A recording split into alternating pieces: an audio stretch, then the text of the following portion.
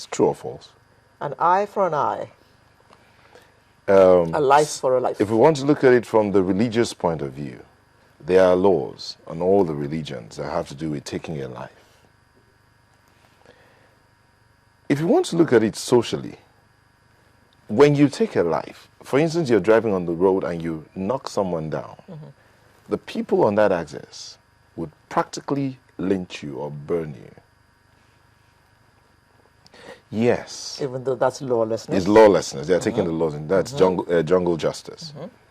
Now, if we take these three, or let's use the traditional and the spiritual, the religious part of it, and put it all together.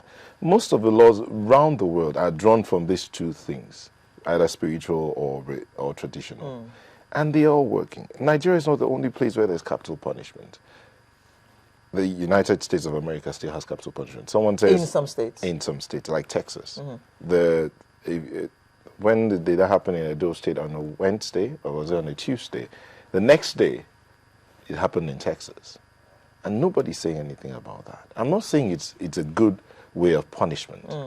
But sometimes, I ask the question, how do you deter people from committing this kind heinous of crimes? How do you deter people? I mean, someone feels good with himself taking a life and feels that, hey, worst case scenario, all they do to me is life sentence. Well, in areas like Singapore and Malaysia, I think, for doing drugs, it's death. Singapore, Malaysia. It's a death penalty. For stealing public funds. You don't even kill. All you do is deal in drugs and... In some Asian countries, for stealing public funds, it's death. You get... Yeah. I think in China as well. I think. So, now, if you can steal public funds and you're sentenced to death, you do drugs, you're sentenced to death, because they believe that by stealing public funds, you're killing somebody. By doing drugs, you're killing many people. You're killing many people. And then you actually go ahead to take a life, sometimes intentionally. Oh, God. I mean, the debate is just... I don't think anybody can rationalize either side. So what do we do? You can't. I mean,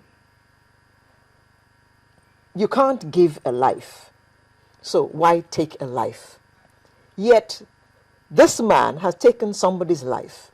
And if you let him loose, he's likely to continue taking another one. His line of business, which is taking lives for gain. So what do you do with him? I don't know. I can't answer that. The Edo State Commissioner for Justice was telling the process, what the crimes some of these people committed. And he said one of them poured acid into the mouth of a baby. Child. How wicked can you be? I think he deserves to be killed. Oh, what about the one that chopped up, that cut up the other person and buried him? I think he deserves to be killed. I don't know. So you can't say when it's right to do capital punishment or when it's not right to do. As I said, you can't justify on both sides. No, you can't. That question is begging for an answer. Yes. How do you deter? Someone will say, yes, how do you deter those that are stealing public funds from stealing public funds? But they are not. Would you compare the two? Oh, dear. Catch-22. What do you do?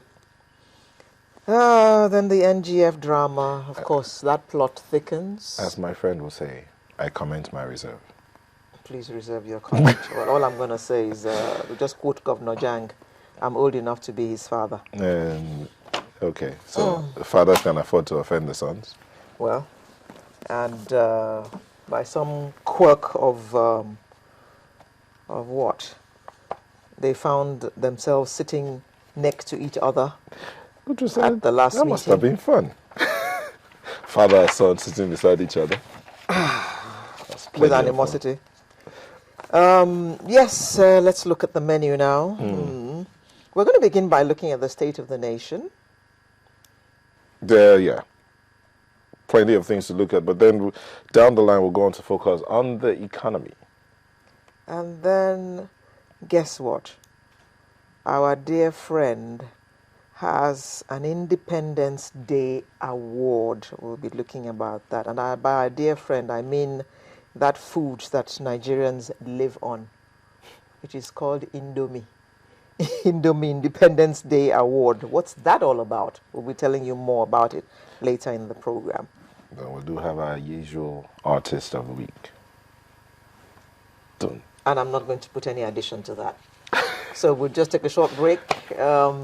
Since you're stuck at home and you can't go out till 10 o'clock, At least you have. grab your cup of tea or whatever and just sit with us for the next 2.5 hours odd. See you in just a moment.